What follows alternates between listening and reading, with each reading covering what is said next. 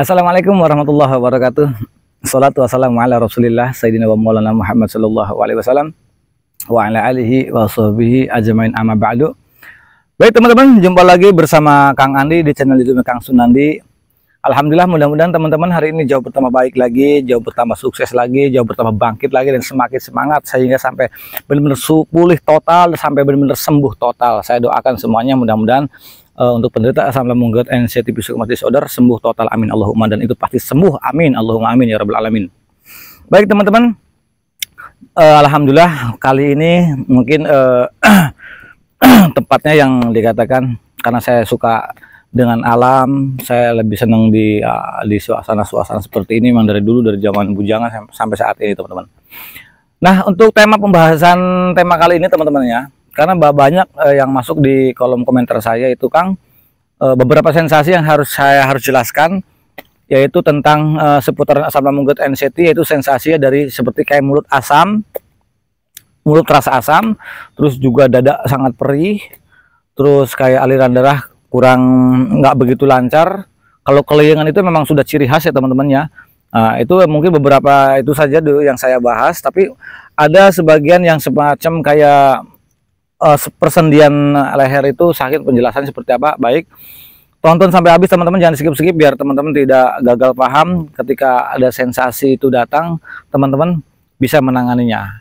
Baik teman-teman yang belum subscribe, yang baru bergabung teman-teman, jangan lupa subscribe terlebih dahulu, karena buat saya pribadi itu subscribe sangatlah penting teman-teman. Kenapa? Karena agar video-video saya jauh lebih berkembang. Kalau sudah berkembang teman-teman, itu juga merupakan semangat untuk saya pribadi untuk terus bikin konten, bikin video, dan itu tidak jauh seputaran asam lambung GERD and CTP disorder teman-teman.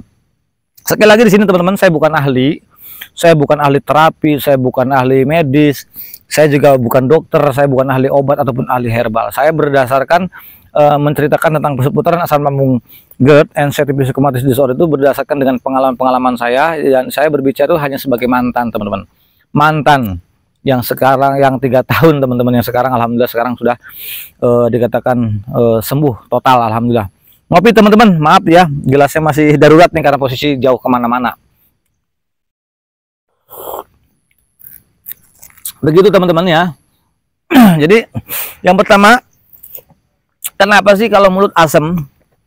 Sebetulnya kalau kita bahas teman-teman ya, itu detail banget. Nah, itu satu pembahasan sensasi aja itu detail banget. Contoh dari mulut ke bisa asam dari mana? Dari asam lambung gitu kan ya. Nah, asam lambung dari mana? Asam lambung itu bisanya dia reflux, yaitu dari kekhawatiran, dari cemas ya kan, dari apa lagi? Dari ketakutan yang berlebih. Semua itu muncul dari mana? Semua muncul itu dari pola pikir kita, yaitu tentang pikiran negatif. Nah, gitu. Jadi sebetulnya asam lambung itu bukan dikatakan ya, bukan penyakit gara-gara makannya jorok, makannya ini, pola makannya itu, pola hidupnya begini, bukan seperti itu teman-teman. Asam lambung bisa timbulnya GERD and CTP disorder teman-teman. Itu semuanya berdasarkan daripada pola pikir yang kurang baik gitu. Walaupun kita sudah jaga pola hidupnya, kita jaga pola makan, tapi kalau kita pikirannya teman-teman ya, kalau kita pikirannya stres, banyak pikiran, masalah, ini itu segala macam, itu teman-teman itu memancing asam lambung kita. Makanya kalau teman-teman yang penderita asam lambung GERD and CTP disorder teman-teman, kalau teman-teman gampang tersinggungan, cepat marah, mudah emosi gitu kan, cepat murung, cepat purik dan sebagainya, itu wajar teman-teman. Emang itu udah bawahannya seperti itu. Kenapa? Karena kita lagi stres, bener-bener stres teman-teman. Jadi wajar kalau dia itu sensitif teman-teman. Nah, mulut bisa asam itu teman-teman ya, itu dari pola pikir kita yang kurang baik, pola pikir yang negatif. Dulu saya rasakan seperti itu teman-teman. Nah, setelah berpikir terus, kekhawatiran tentang masalah penyakit, kekhawatiran tentang masalah resiko, kalau penyakit ini nanti resikonya begini, terus seolah-olah kita ini, waduh hidup nggak lama lagi, suka meratapi, gundah gulana dan sebagainya. Akhirnya pikiran setiap hari direnungin, setiap hari diratapin terus, sampai benar-benar diratapin. Akhirnya si pikiran terlalu over, terlalu saking overnya, akhirnya apa? Sedangkan lambung itu adalah otak kedua teman-teman. Lambung itu otak kedua dari sini. Kalau kita yang sudah blank, ibaratnya handphone teman-teman ya. Kalau kebanyakan memori, kalau kebanyakan internalnya teman-teman, lemot. ngeblank dan cepet panas, baterai cepet habis. Terus juga di Kalau kita scrolling juga bahasanya, buka aplikasi yang lain itu juga lemot. Sama hal seperti itu teman-teman. Jadi kalau kita terlalu over, pola pikir yang negatif selalu muncul, pola pikir kita yang berlebihan ya, overthinking lah bahasanya begitu ya, terus juga cemasnya ada, ditambah khawatir lagi, ya otomatis blank. Kalau kita blank, akhirnya si lambung kita, walaupun kita nggak punya penderita asam lambung GERD gitu ya, nggak punya penderita asam lambung GERD, itu yang normal, lambungnya normal aja. Kalau kita terlalu over teman-teman, itu akan reflux naik teman-teman. Nah naiknya itu ya macam-macam, bisa menimbulkan dada panas, kerongkongan juga panas, kering banget itu ya. Terus ulu hati mengganjal. Nah, ini yang paling ringan teman-teman. Kalau yang paling ringan itu seperti mulut asam. Kayak mulut tuh asam. Jadi maaf teman-teman ya, barangkali ada lagi makan mungkin sedikit jorok, tapi saya minta maaf. Tapi ini harus saya jelaskan teman-teman.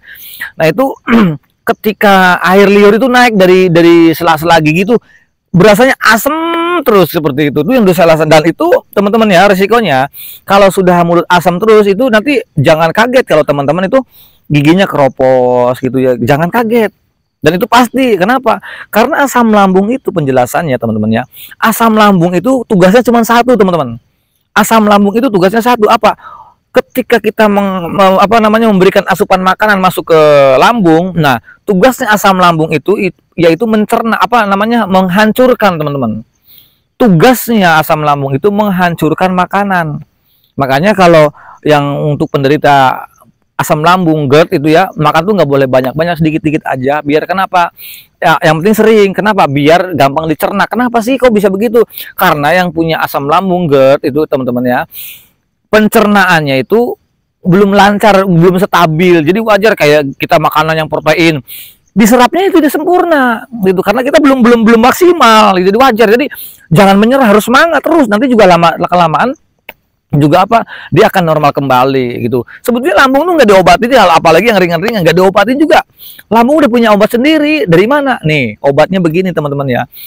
Maka sunnah Nabi Muhammad SAW itu mengatakan begini teman-teman, kalau kita minum air itu satu tegukan kecil itu dikumur-kumur dulu, tahan minimal 4 detik tuh dikumur-kumur, terus masuk ke dalam lambung. Nanti kenapa kok harus dikumur-kumur? Biar si air ini membawa bakteri dari gusi tersebut. Nah kalau sudah membawa bakteri ke sini, nah bakteri tugasnya apa di lambung itu? Yaitu menghancurkan racun-racun yang kita udah konsumsi. Tuh hebatnya di situ, tuh hebat tuh.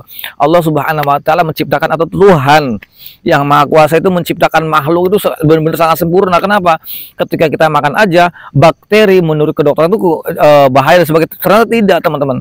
Ketika kita memberikan asupan, entah itu berupa air ataupun makanan, nah bakteri yang udah masuk dari sela-sela gini yang bisa menghancurkan makanan. Makanya lambung itu ada yang luka. Ini saya dulu luka parah teman-teman, hampir bolong. Gastritis juga teman-teman ya, kayak jerawat, dan saya luka teman-teman, jujur saya udah luka. Nah di situ apa diobatin pakai betadin, apa diobatin pakai obat-obat kimia ataupun pakai herbal? Saya tidak, alhamdulillah teman-teman. Dengan sendirinya teman-teman, tanpa obat, tanpa herbal, ternyata kalau dipikir-pikir saya begitu 2 kali di skopi itu ya semuanya normal, maksudnya sembuh total bener-bener. Oh ini udah bagus nih, dindingnya udah bagus, ini udah bagus. Alhamdulillah. Padahal saya bilang, padahal obat gak saya minum. Terus herbal apalagi, obat aja enggak, saya bilang gitu. Nah di situ saya bilang, oh iya ternyata sangat luar biasa. Nah bagi teman-teman gak usah kaget teman-teman. Jadi lambung di sini sudah dari bakteri itu ya, dari bakteri sini nih udah mengobatin dinding lambung tersebut. Jadi gak usah khawatir. Yang perlu kita perbaiki itu teman-teman ya, makanya saya mengatakan di beberapa video berkali-kali, kalau kita punya penderita asam lambung, ada GERD-nya, anxiety-nya, psikosomatisnya, panic attack-nya, terus juga apalagi disordernya, apalagi hipokondriasis ataupun hipokondria, itu nggak usah ribet-ribet, karena itu bukan penyakit, itu hanya penderita yang kendalanya ada di pola pikir kita, yang kendalanya itu ada di mental kita, itu saja teman-teman. Jadi yang perlu diperbaiki adalah pola pikir kita, jangan terlalu over. Pola pikir kita jangan terlalu over. Terus mental kita memang sedikit, jangan menjadi mental bocin, jangan menjadikan mental kalengan ataupun gadungan teman-teman gitu kan ya. Jadi semangat teman-teman ya, pokoknya teman-teman harus semangat ya. Saya pun sehat, teman-teman harus lebih sehat lagi. Saya doain teman-teman, saya pun semangat ya, teman-teman harus lebih semangat lagi. Kalau saya bangkit, teman-teman harus lebih bangkit lagi. Begitu, kalau saya jaya, teman-teman harus lebih jaya lagi. Itu prinsip. Ayolah teman-teman. Gitu. Saya tuh udah capek gitu. Capeknya gimana? Saya tuh sakit sekian, lamanya hampir 3 tahun. Sampai saya kepingin, kenapa saya bikin konten agar teman-teman nih udah nggak usah ngandalin yang diandalkan obat ini, herbal ini, duit berapa aja habis tuh, bakalan habis. Duit berapa aja bakalan habis, teman-teman. Jadi intinya punya penderita asam lambung GERD NCD-rheumatis itu ataupun disorder itu enteng bagi yang sudah melewati. Nanti teman-teman nih kalau sudah kalau sudah ini ya, kalau sudah sehat nih insya Allah saya doain pastilah teman-teman, pasti itu teman-teman semuanya pasti membaik dan pasti sehat, pasti. Itu nanti kalau udah sehat teman, lucu sendiri. Aduh, kurang ajar dulu saya ini, bener-bener saya dibodohin sama pola pikir, padahal ya kita nggak apa-apa. 2 hari aja, jangankan 2 hari, 1 hari aja, kalau nggak setengah hari aja. Coba senengin dulu, bener-bener seneng, menikmati dulu dalam begini. Ketika kita pulang itu udah kayak sensasi itu udah kayak pleng, nggak ada gitu teman-teman, pleng, nggak ada. Olahraga itu hanya untuk membantu stamina dan untuk menetralkan dari pola pikir yang negatif, untuk meringankan stres kita dan bahkan bisa menghilangkan stres, dan itu juga bagus sehat teman-teman gitu ya. Nah sebetulnya kalau mengalihkan pola pikir itu sebetulnya datanglah ke tempat-tempat yang membuat teman-teman itu seneng, hati tenang dan sebagainya. Itu sangat luar biasa teman-teman. Nah kembali teman-teman kepada mulut yang asam. Ya, mulut asam itu teman-teman, bisanya dia masuk ke gusi, ke mulut gitu kan. Itu reflux teman-teman ya, reflux naik ke atas, termasuk yang paling ringan itu mulut asam. Nah biasanya teman-teman ya, 2 hari sekali asam, kadang enggak lagi, besoknya lagi asam lagi, besok terus gitu. Itu wajar lagi reflux. Kenapa? Karena asam lambung itu lagi penuh teman-teman ya. Asam lambung itu penuh juga nggak bagus, dia akan naik, kurang juga parah gitu. Jadi tapi yang sedengan itu sedengan karena sifatnya untuk penghancur. Nah kalau kita makan terlalu banyak, itu mencerna makanan itu, si asam lambung itu nggak bisa dicerna, makanya lama gitu teman-teman. Makanya makanannya dikit-dikit aja, yang penting bisa dicerna biar lancar gitu teman-teman. Jadi wajar kalau teman-teman nih ada yang BAB-nya mencret, berair, berbusa, wajar. Terus ada yang keras, kadang-kadang yang jarang ada seminggu sekali. Saya 3 minggu teman-teman, saya 3 minggu loh BAB-nya. Dan itu wajar, kenapa? Pencernaan kita belum stabil, pencernaan kita belum lancar, belum bisa menyerap gizi yang baik.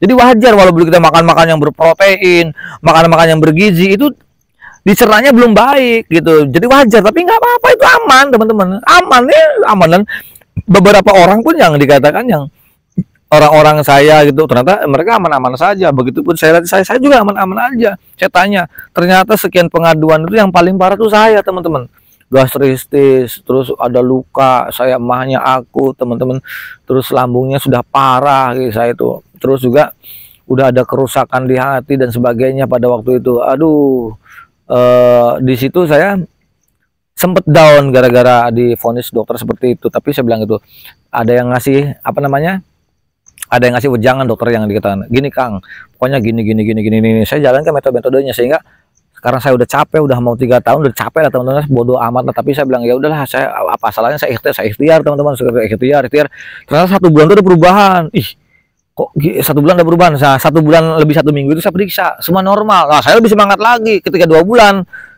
Wah, bisa dikatakan 90% teman-teman sekaligus. 3 bulannya bisa dikatakan 95 mendekati 100% teman-teman gitu. Jadi itulah yang bisa membuat saya semangat itu, karena ada banyaknya perubahan. Nah kalau misalnya, tapi berubahnya nggak langsung tiba-tiba langsung saya udah jalan kaki Kang sudah, tapi masih aja, jangan begitu terus, karena itu pengobatannya itu ya metode asal dijalankan, metodenya itu ada perubahan pasti. Nah sedikit hilangnya itu nggak sekaligus, nggak kita lagi sakit, apalagi sakit gigi terus kita minum obat selesai sakitnya hilang, enggak. Jadi dia dikit-dikit, tapi lama-lama hilang. Jadi jangan takut gitu teman-teman ya. Nah terus juga teman-teman ya, asam lambung dia naik ke gigi dan sebagainya teman-teman. Nah, itu bikin gigi keropos, dan itu wajar saja teman-teman ya, bikin gigi keropos karena kenapa? Karena sifatnya asam lambung itu untuk penghancur gitu. Jadi nah di situ selesai ya. Jadi wajar. Nah untuk menetralkannya gimana solusinya Kang? Perbanyak minum air hangat, minimal 10 gelas, 8 sampai 10 gelas. Kalau saya anjurkan jangan 8 gelas, 10 gelas. Kenapa? Itu anjuran. Kang ini kan tergantung dari berat badannya, disesuaikan saja. Tapi buat yang badan-badan yang dikatakan masih 50 ke atas, itu beratnya gitu kan ya, itu dianjurkan untuk 10 gelas, 10 gelas air hangat, gelas besar teman-teman, dan itu bagus. Kenapa? Aliran darah juga bagus. Terus juga untuk menetralkan asam lambung itu jangan terlalu panas, jangan terlalu dingin, hangat. Tapi ada agak sedikit panas jadi hangat lah, jadi dikit-dikit minumnya. Itu untuk menetralkan, enak. Nanti imbasnya kalau dia yang bagus itu sendawa terus. Jadi kalau yang sendawa terus itu bagus. Dan sendawa itu ada beberapa banyak faktornya teman-teman. Satu, yang pertama faktor dari cemas. Biasanya cemas itu sendawa terus karena saking cemasnya, saking takutnya, paniknya ada, dia sendawa terus. Padahal sendawanya bukan sendawa yang benar-benar sendawa, gitu bukan. Jadi sendawanya di sini-sini aja, sirkulasinya itu aja, dan dia dampak cemas dari situ. Itu bisa, dan itu pasti. Nah, ada sendawa memang benar-benar dari lambung, benar dia lagi naik lambungnya itu sendawa terus, nggak apa-apa.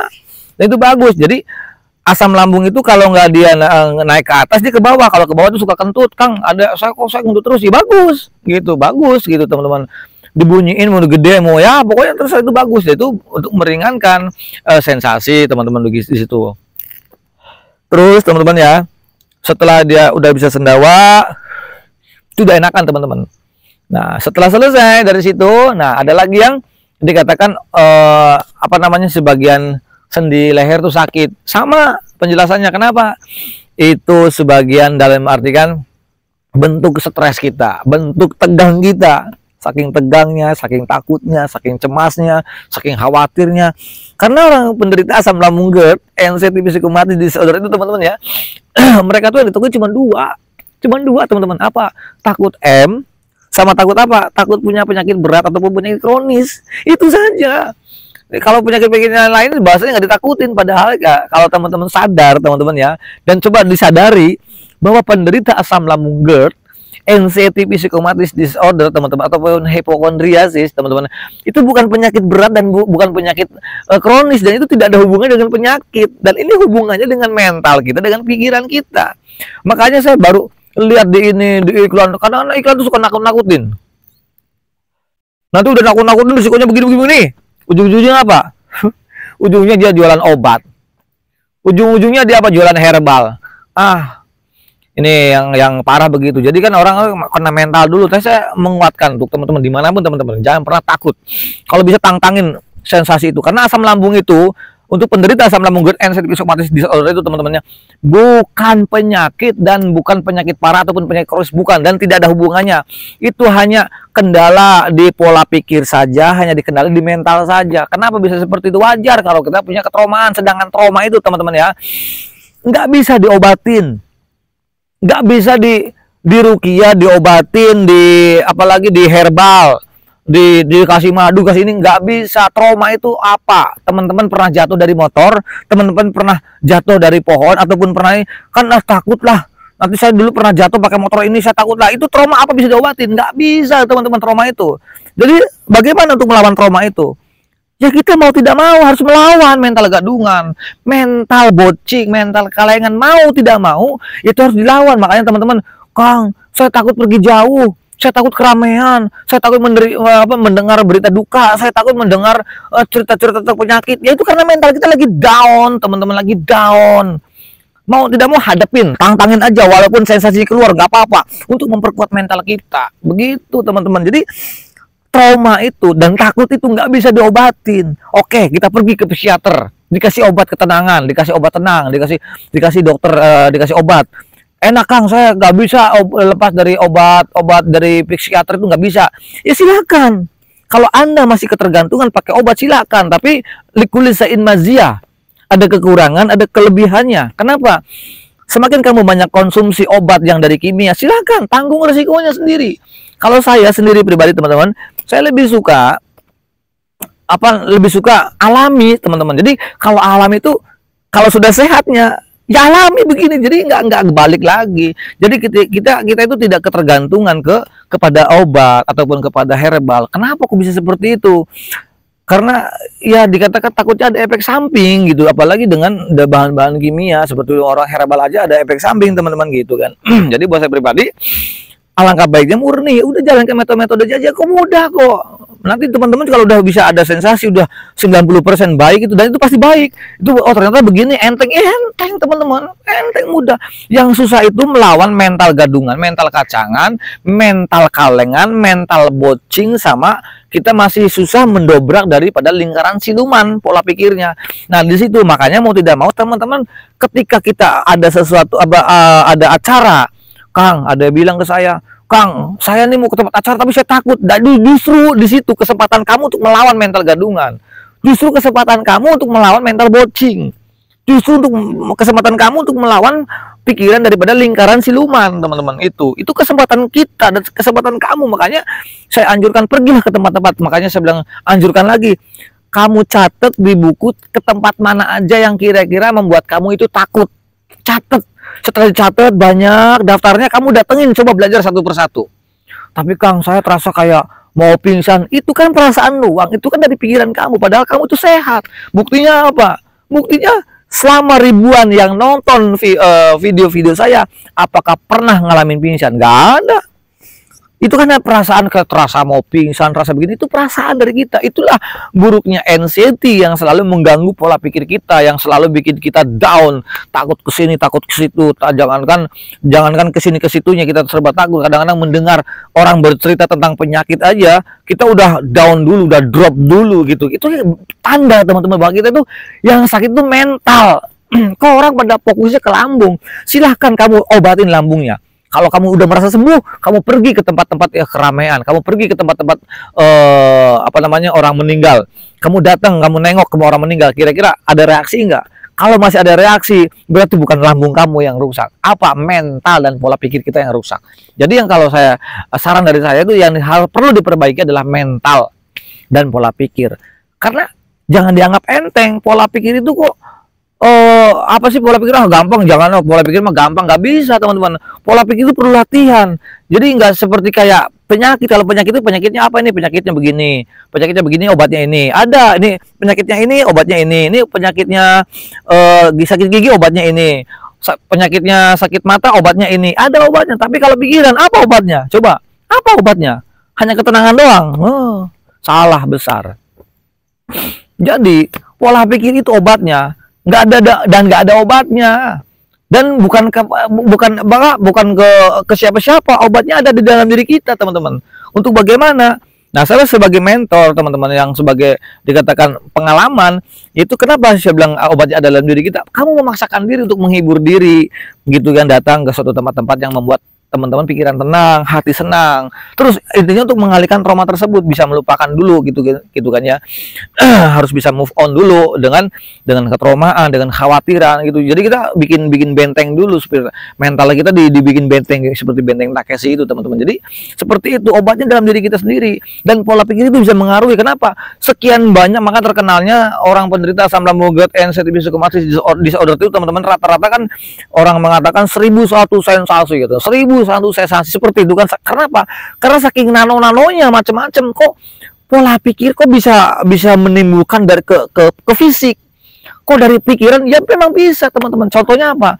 Teman-teman aja kalau ketika kita mau ujian, mau tes aja udah, diterima nggak ya? Jantung deg-degan, takut nggak terima, gimana? Terus keringetan semua, paniknya ada. Itu wajar teman-teman. Wajar, coba bayangin gitu. Ketika kita datang ke suatu tempat, apalagi kita mau ditilang. Nah, ditilang ada polisi. Waduh, kita nggak punya SIM nih. Gitu ya. Waduh, ini gimana? Jangankan yang nggak punya SIM, yang punya SIM aja kita langsung jantung deg udah panik duluan. Coba nih. Anda semua di sini, ya mohon maaf, ketika kita ada tilangan, ada razia besar gitu ya, ada razia, terus kita ini punya SIM. Apalagi nggak punya SIM, kita punya SIM aja ya. Ketika ada razia besar itu kaget nih, pengalaman saya. Aduh, langsung jantung langsung deg pikiran kemana-mana. Waduh. Terus ketika mana surat-suratnya Pak, begitu ngeluarin dompet itu tangan saya udah tremor teman-teman. Tangan saya udah tremor. Kenapa? Itu wajar, refleks dari tubuh gitu. Dari mana? Sama dari sini, karena pikiran udah macam-macam. Padahal kita komplit teman-teman, komplit, surat-surat ada lengkap, SIM punya gitu kan ya. Apalagi helm bawa, itu Masya Allah komplit. Jadi itu refleks daripada tubuh kita, direspon dengan baik. Makanya teman-teman bersyukur ketika pemikirannya lagi down, pemikirannya lagi negatif banyak. Ketika direspon dengan tubuh banyak sensasi, sebetulnya itu sangat luar biasa. Berarti sensor tubuh kita itu sangat luar biasa. Sensor tubuh kita itu bekerja dengan baik. Cuman karena kita mempunyai anxiety, psikosomatis ya, punya cemas yang berlebih, punya punya takut yang berlebih, punya khawatir yang berlebih, selalu namanya psikosomatis, selalu mengkait-kaitkan ya, ketika sensasinya di dada jangan-jangan jantung, ketika sakitnya di leher jangan-jangan ini, ketika sakitnya di perut jangan-jangan ini, selalu dikait-kaitkan. Kenapa sih nggak dikait-kaitkan ke yang lain? Kenapa harus dikait-kaitkan dengan penyakit berat, dengan penyakit kronis? Itu dulu saya, teman-teman, dulu itu saya begitu. Makanya di sini teman-teman ya, jadi teman-teman nggak usah khawatir lagi. Mudah-mudahan penjelasan yang ini bisa membuat teman-teman dikatakan cukup memahami dan nggak perlu khawatir lagi untuk kedepannya, nggak perlu takut lagi dan nggak perlu nggak perlu cemas lagi begitu. Jadi insya Allah teman-teman, saya hanya bisa membantu teman-teman ya, dimanapun teman-teman berada. Apapun agamanya, apapun sukunya, apapun jabatannya teman-teman, saya berharap karena kalian itu adalah saudara kami, saudara saya teman-teman, satu nusa, satu bangsa, satu negara teman-teman ya. Bahkan di luar negeri pun yang dikatakan mereka masih Indonesia, masih orang Indonesia, saya minta dan berharap karena kalian adalah saudara-saudara saya, itu saya berharap kepingin kalian itu cepat sembuh. Udah metode ini contohnya saya gitu teman-teman, yang sekian barang ternyata semua dari sini nih. Makanya coba yuk kita datang ke suatu tempat untuk menghibur diri, untuk membiasakan mental kita ini menjadi mental yang kuat seperti di Benteng Takeshi. Ngopi dulu teman-teman. Aduh, masya Allah. Ini kalau udah begini, dulu nih saya lagi sakit nih, enak banget ya orang ngopi tuh kayaknya, orang sehat tuh gini nih. Ternyata itu pada waktu itu bodoh saya itu. Kenapa pada waktu saya nggak nekat ngopi aja gitu kan? Takut teman, karena ada diagnosanya lambung. Kopi ini bahaya dengan lambung. Ternyata yang enggak juga, sensasi bisa keluar dari pola pikir kita. Enak teman-teman, ternyata enggak jadi masalah. Bebasin.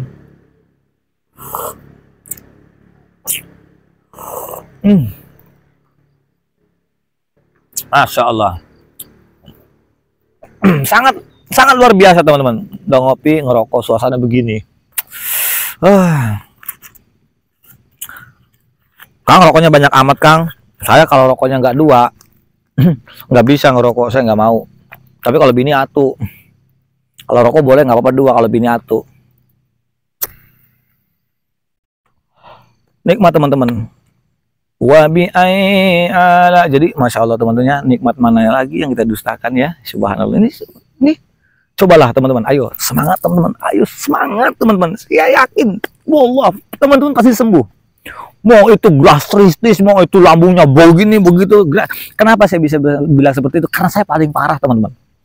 Ntar saya akan lihat ya hasilnya. Dulu waktu saya di lab, dicek di ronsen, di USG segala macam, parah banget teman-teman. Alhamdulillah teman-teman, berhasil. Sensasi kayak apa? Lupa dengan sensasi.